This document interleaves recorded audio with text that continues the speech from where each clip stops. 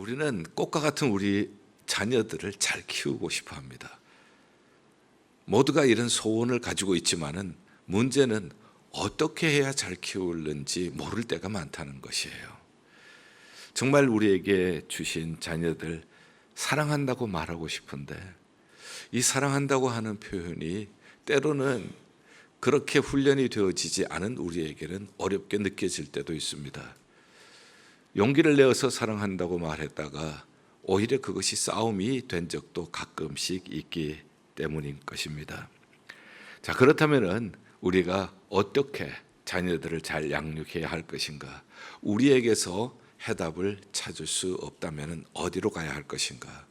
우리에게 자녀들을 선물로 주신 하나님의 말씀으로 우리가 갈 때에 하나님께서 우리에게 주시는 그 방법을 깨닫게 될 것입니다. 그래서 오늘 제가 시편 127편을 본문으로 선택하게 되었습니다. 자, 여기에 있는 내용들을 간단하게 요약하겠습니다. 우리의 가정, 우리가 소중히 여기는 이 가정, 그럴지라도 우리 힘으로 안 된다는 겁니다. 우리가 아무리 세우려고 해도 우리 힘으로 세워지는 것이 아니고 우리가 아무리 지키려고 해도 우리 힘으로 지켜지는 것이 아니라는 것이에요. 오늘 말씀은 말씀하십니다. 여호와께서 세우시지 아니면 집을 세우는 자의 수고가 헛되고 여호와께서 지키시지 아니하시면 성을 지키는 파수꾼의 수고함이 헛된 것이라고 얘기했습니다. 가정은 내 노력으로 내 결심으로 지켜지는 것이 아니라는 것. 그렇다면 우리가 어떻게 해야 할 것입니까? 하나님이 지키셔야 지켜지고 하나님이 세우셔야 세워진다는 것입니다. 두 번째 우리에게 가르쳐 주시는 것은 자식은 여호와의 기업이요 태의 열매는 그의 상급이로다. 기업이라고 하는 말, 우리가 성경을 쭉 읽으면서 많이 듣는 말씀입니다. 특별히 이스라엘 백성들이 출애굽하고 나서 하나님이 약속하신 가나안 땅, 그것을 기업으로 주셨죠.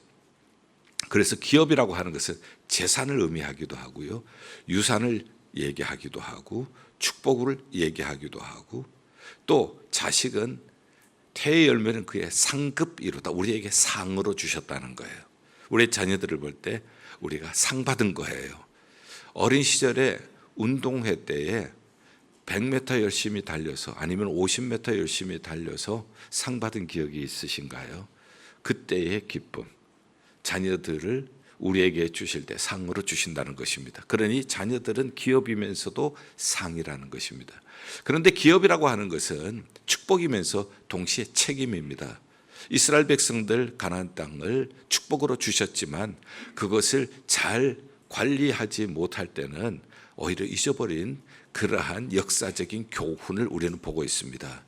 하나님이 주신 그 가나안 땅을 잘 가꾸지 못했을 때 주전 722년 북왕국은 아수르에 의해서 멸망당하고 흩어지게 되어집니다. 그리고 주전 586년 남쪽 유다는 바벨론의 포로로 잡혀가게 되어집니다. 그 땅에 축복으로 주신 그 땅이 그 백성들을 다 토해내버린 거예요. 그래서 마찬가지로 자녀들이 우리에게 주시는 축복이고 상급이지만 동시에 잘 길러야 하는 책임이고 잘 양육해야 할 숙제라고 하는 것을 우리가 여기에서 보게 되어집니다. 자, 그 다음에 세 번째 우리에게 주시는 교훈은 자식은 장사의 수중에 화살과 같다고 했습니다. 자식이 화살이라는 거예요. 화살에서 중요한 것은 화살을 쏘는 사람이 중요합니다. 화살을 쏘는 사람은 우리는 궁수라고 얘기를 하죠. 궁수가 어떤 자세로 쏘느냐에 따라서 바로 관역을 향하여 갈 수도 있고 그렇지 않을 수도 있다는 것입니다. 그래서 우리는 훌륭한 명사수가 되어서 자녀들을 우리 가정에 주신 하나님의 목표를 향하여서 화살을 쏘듯이 쏘아야 하는 것이 그것이 parenting, 부모가 해야 할 일인 것을 우리에게 말씀해 주십니다. 어떻게 쏘느냐에 따라서 화살의 방향이 결정된다면 결국 우리에게 적용을 해보면 믿음이 좋은 부모 밑에서 믿음이 좋은 자녀가 난다는 것입니다. 성경을 읽는 부모님 밑에서 성경을 읽는 자녀가 태어난다는 거예요.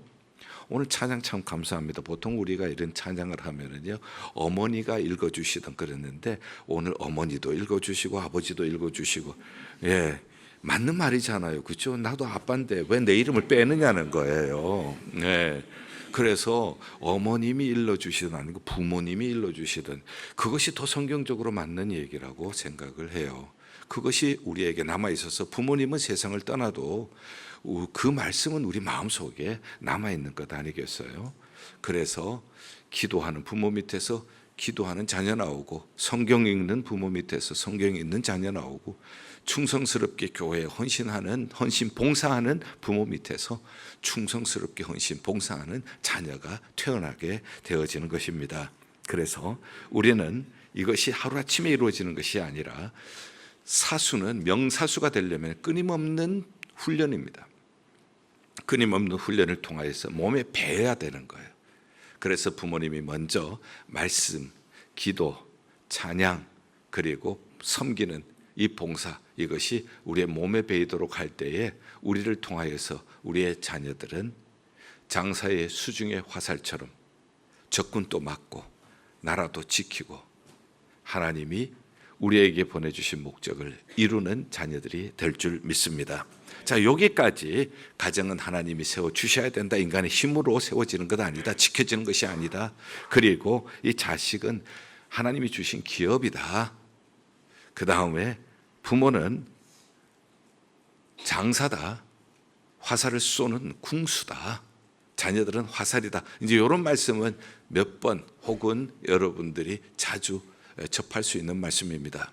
자, 오늘 2025년 어린이 주일을 맞이해서 그럼 구체적으로 부모님이 어떻게 화살을 쏠 것인가? 가장 중요한 것은 부모님이 쏘는 사랑의 화살일 것입니다. 그래서 저는 1992년에 발간되었고 10년 이상 미국에서 베스트셀러가 되었던 자녀들을 위한 5가지 사랑의 언어, 이 책은 게리 채프맨이라는 사람과 로스 캠블이라고 하는 두 사람이 공동으로 쓴 책입니다. 그런데 이 책이 나오면서 많은 변화가 일어납니다. 부부 사이에도 많은 변화가 일어나고 부모와 자녀 사이에도 많은 변화가 일어납니다. 그리고 이 책을 통하여서 가정이 회복되는 일들이 많이 일어나게 되었습니다. 그래서 오늘은 제가 이 5가지 언어, 이 저자들이 얘기하는 5가지 언어를 제가 소개를 하고, 예는 우리에게 맞도록 해야 되기 때문에 그 5가지에 대한 예화는 제가 우리에게 맞는 것을 찾아서 오늘 전달하도록 이렇게 설교를 준비를 하겠습니다. 이렇게 사랑으로 우리가 화살을 쏘게 되어지면은 자녀들은 안정감을 얻습니다. 사랑의 언어를 듣고 자란 자녀들은 자기의 잠재해 있는 가능성을 충분히 발휘하게 되어집니다. 반대로 자녀들이 어려서부터 파괴적인 언어를 듣고 자라게 되어지면 불안해집니다. 그리고 자기가 가지고 있는 잠재력을 온전히 키울 수가 없게 되어집니다. 그래서 그 5가지 사랑의 언어를 하나씩 소개해 드리겠습니다. 첫 번째는 신체적인 접촉입니다. 조금 의아하게 생각하실 수도 있어요. 보통 우리가 언어라고 하면 말을 해야 하는 건데 신체적인 접촉은 언어가 아니잖아요. 그러나 언어에는 2종류 언어가 있습니다. verbal language가 있고 non-verbal language가 있습니다. verbal language는 말로 표현하는 것이고요. non-verbal language는 우리가 육체적으로 혹은 얼굴 표정으로 전달하는 것, 이러한 것을 소리는 나지 않지만은 전달하는 언어라는 거예요. 그래서 사랑의 언어의 첫 번째가 육체적인 접촉이라는 것입니다. 예수님이 계실 때 어머니들이 아이들을 데리고 예수님께 왔습니다. 예수님께 오신 이유는 예수님이 만져주시기를 바라고, 히브리인들에게 중요한 깨달음이 있습니다. 지혜가 있습니다. 그것은 만져주는 것을 통하여서 사랑이 전달되어진다. 이 만져주는 것이, 그것이 사랑의 언어의 전달이라고 하는 이러한 개념이 있었어요. 그래서 예수님이 계실 때에 예수님께 어린 아이들을 데리고 오게 된 것이죠. 그래서 이 접촉이라고 하는 것이 사랑의 언어 중에 첫 번째로 언급할 만큼 중요한 언어다. 우리 이 미국 문화에서 우리 살고 있는 우리들은 한국과는 조금 다를 거예요.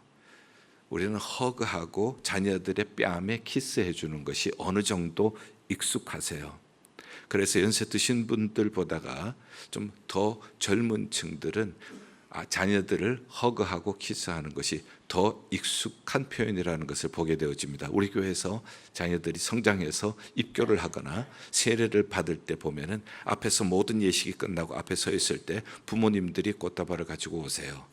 과거에는 꽃다발을 전달하고 허그만 했는데 요즘 좀 젊은 층의 부모님 중에는 뺨에다가 키스를 하는 부모님을 보게 되었어요. 지금 이렇게 바뀌는구나. 지금 이게 쉬운 일이 저의 입장에서도 제가 자란 문화적인 컨셉에서도 쉬운 일이 아니거든요. 지금 성도님들이 두 눈 시퍼렇게 뜨고 보고 있는데 거기서 자기 자녀의 뺨에 키스한다는 게 쉬운 일이 아니잖아요. 그런데 이제 그것이 어느 정도 익숙해졌다 하는 것이 참 좋은 표현입니다. 허그하고 키스해 주는 것, 이것도 육체적인 좋은 방법이겠죠. 저는 어떻게 했나 생각을 해봤더니 어린 시절에 아이들이 목마를 많이 태워줬던 것 같아요. 셋을 키우면서 모두 다 그렇게 했던 것 같아요. 그래서 목마를 태워주고 이제 첫째 딸도 둘째 딸도 다 그랬던 것 같아요. 장난을 치는 거죠. 옆으로 안녕하세요 하면은 몸이 같이 보러 가지. 깔깔깔깔 웃어요. 또 이쪽으로 안녕하세요. 그다음에 앞으로 안녕하세요 하면은 이제 또 조금 위험하기도 하잖아요. 그러나 아빠 목이 빡 버티고 있으니까 또 그렇게 하면서 깔깔깔깔 웃어요. 예.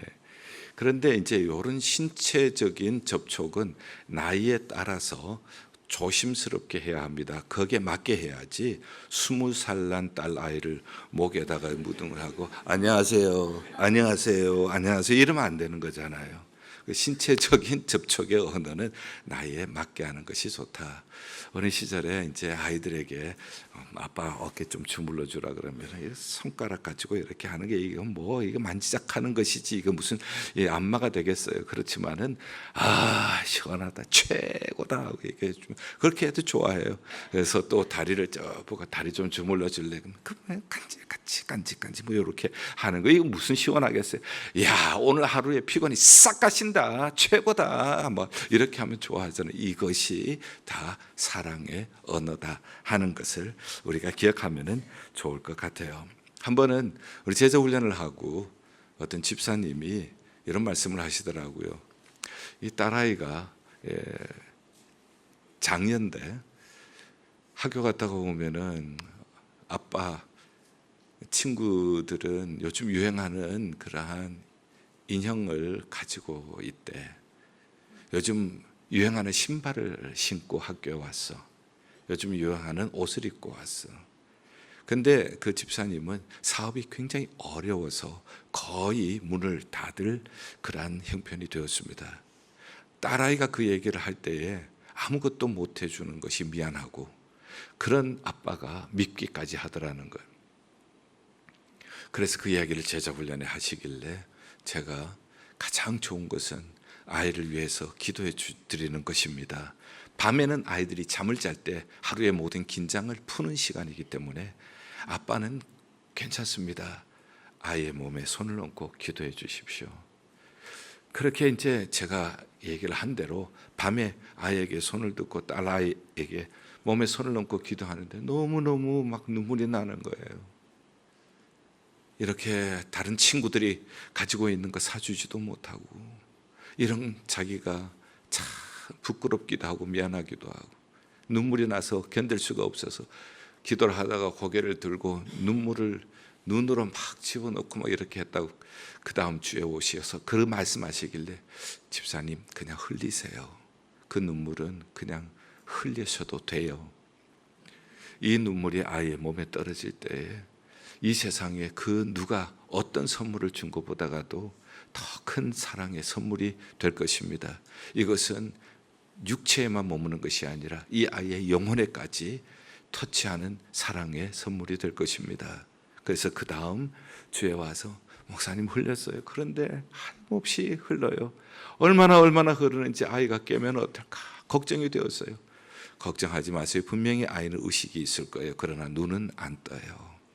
아빠가 기도해 줄 때 그 사랑의 마음을 아이는 몸으로 느끼고 있는 거예요. 육체적인 접촉입니다. 이것이 첫 번째 사랑의 언어, 두 번째 사랑의 언어는 인정해 주는 말, 그리고 격려해 주는 말. 부모님의 말은 자녀의 미래의 예언이 되어집니다. 그래서 저는 우리 어린이들과 함께 예배를 드릴 때 그때 자주 사용하는 그런 성경 본문은 창세기 49장입니다. 야곱이 임종 전에 그의 12 자녀들에게 축복해 주는 장면인데 그 중에 요셉을 위한 축복이 그렇게 마음에 들어요. 너는 샘 곁에 심은 나무라. 가지가 담을 넘었도다. 너는 가지가 담을 넘듯이 너는 세계적인 인물이 될 거야. 찬송 알잖아요. 너는 어떤 시련이 와도 능히 이겨낼 강한 팔이 있어. 전능하신 하나님께서 너와 언제나 함께 계시니 너는 어떤 시련이 와도 능히 이겨낼 거야. 너는 너를 도우시는 강한 팔이 있어.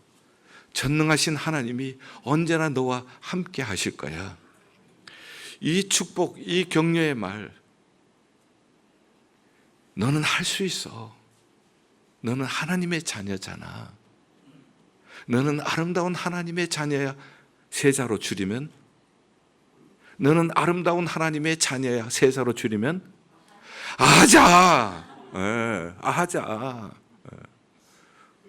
그래서 아이들에게 하는 이야기가 결국은 미래의 자녀에 대한 예언이 될 것입니다.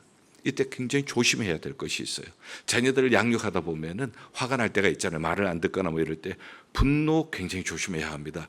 분노를 이렇게 품게 되어지면 이놈의 새끼 뒤질라고 뭐 이렇게 이제 막 나오잖아요. 그러면은 지금까지 이렇게 축복해 놓은 것이 한순간에 다 쏟아져 버려요. 그럴 때는 미안하다. 아빠가 잠깐 흥분해서 그랬는데 미안하다. 바로 사과하시고, 엄마가 흥분해서 그랬는데 용서해줘. 바로 사과를 하시고요. 그래서 이것이 아이의 마음속에 상처로 남지 않도록 해주는 것이 필요합니다. 이것이 인정하는 말, 격려해주는 말.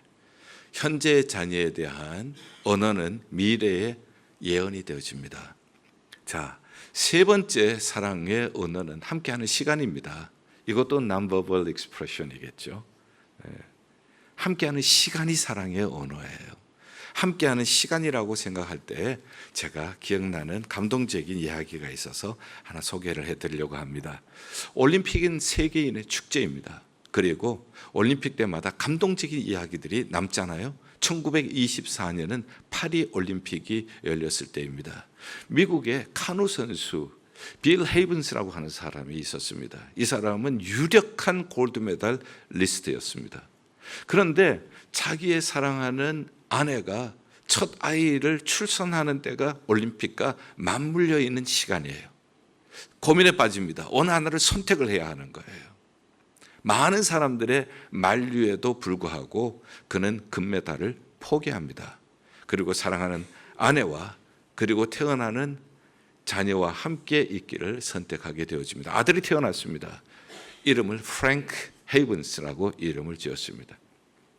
이 프랭크가 자라날 때 3살부터 카누를 가르치기를 시작을 했습니다. 그는 건강한 카누 선수로 자라기를 시작을 했습니다. 그로부터 28년 뒤인 1952년 핀란드에서 헬싱키 올림픽이 열렸습니다. 카누 결승전이 되었습니다. 결승전에 출전하게 되었습니다. 그리고 결승전에서 그는 마침내 금메달을 목에 걸게 되었습니다. 아버지에게 텔레그램을 보냅니다. 전보를 보내었습니다. 아버지, 28년 전에 아버지가 포기하신 금메달, 그것을 가지고 제가 가겠습니다. 그리고 이제 돌아왔습니다. 그리고 28년 전에 아버지가 목에 걸어야 했던 금메달, 제가 오늘 아버지께 걸어드립니다 하면서 그 금메달을 아버지 목에 걸어드립니다. 아버지는 감격의 눈물을 흘립니다. 내가 건 것보다가 내가 금메달 따서 건 것보다가 아들과 함께 있어줬더니 그게 고마워서 열심히 1000m의 카누 경기, 1000m 쉬운 것이 아니에요. 거기에서 금메달을 따고 이렇게 걸어주니 어떤 금메달보다가 더 가치 있고 보람 있는 금메달을 목에 걸게 되었구나. 아버지와 아들은 눈물로 그 메달을 걸어드리고 그 메달을 목에 걸게 되었다는 감동적인 실화입니다. 함께 있는 시간이 사랑의 언어입니다.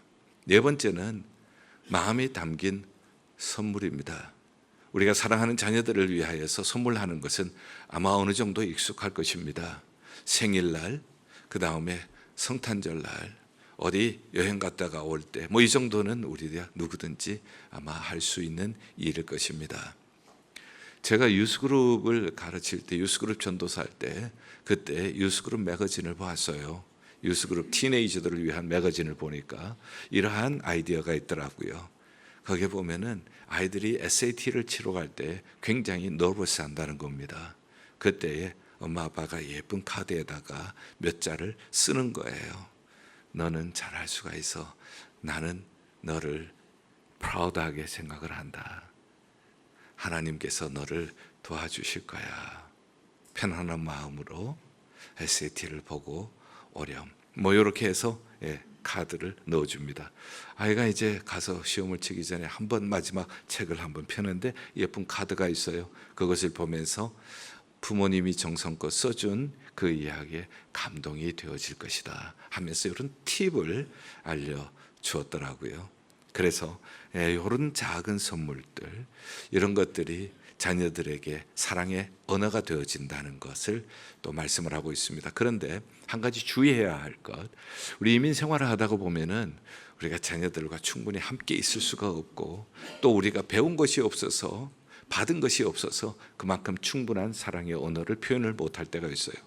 자녀들을 보면서 죄책감을 가질 때가 있죠. 그 죄책감을 선물로 준다는 것, 이거는 오히려 독이 될 수가 있다는 것.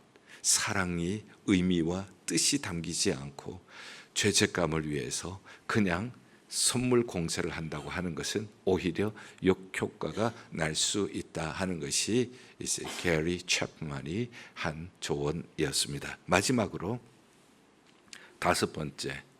자, 그렇게 하기 전에 이제 이렇게 길면은 반복하지 않으면 다 잊어버릴 것 같아서, 자, 첫 번째 사랑의 언어는 신체적인 접촉, 두 번째는 인정하고 격려하는 말, 세 번째는 함께하는 시간, 네 번째는 사랑이 담긴 선물, 다섯 번째는 사랑의 봉사, 자녀들을 위하여서 헌신적인 봉사를 한 것이 자녀들에게 사랑으로 오래 남아 있죠. 네, 이 부분에 대해서 예화를 찾다가 제가 이흥렬 씨를 생각을 하게 되었습니다. 이흥렬 씨는 일제시대 때 음악 공부를 더 하기 위해서 일본으로 건너갑니다. 그 당시에는 정보가 크게 없었기 때문에 피아노가 없이는 작곡 공부를 할 수 없다는 것을 몰랐습니다. 일본에 가서야 알게 되었습니다. 그래서 어머니에게 편지를 씁니다. 어머니, 피아노가 없이는 작곡 공부를 할 수가 없다는 것을 여기 와서 알게 되었습니다. 음악 공부를 포기하고 한국으로 돌아가겠습니다. 그때 어머님이 그 편지를 받고 잠깐만 기다려 보아라. 그러면서 그 다음 날부터 어머니는 새벽부터 저녁 늦은 시간까지 동네 주변에 산이란 산은 샅샅이 뒤지면서 솔방울을 모읍니다. 당시에 솔방울은 불쏘시개로 잘 쓰였습니다. 화력이 좋다는 이유 때문이었죠. 그래서 손에 피가 나도록 솔방울을 새벽부터 저녁까지 긁어 모읍니다. 그렇게 해서 모은 솔방울로 모은 돈이 400원이었습니다. 당시 400원은 큰 돈이었습니다. 쌀 한 가마가 13원 할 때에 400원을 모았습니다. 그러니 얼마나 많은 솔방울을 긁어 모았겠어요. 그러니 그 거친 산에서 솔방울을 긁어 모으느라고 손이 얼마나 피가 날 정도로 헤어졌겠어요. 이것을 받고 웁니다. 그 울면서 자기가 어머니의 사랑을 처음으로 이 돈으로 산 피아노를 가지고 작곡을 하는데 양주동 씨가 시를 쓴 어머니의 마음, 그것을 가지고 곡을 붙였습니다.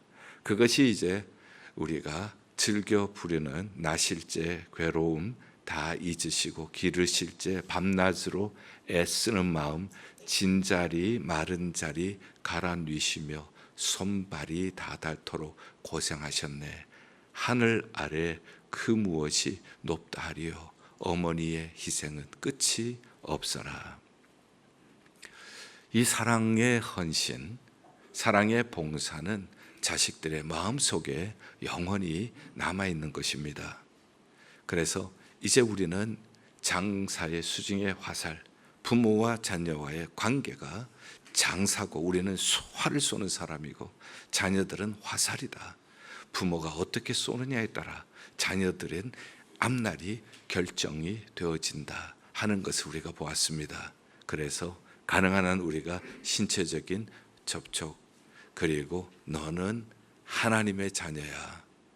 하나님이 강한 손으로 너를 붙잡아 주실 거야.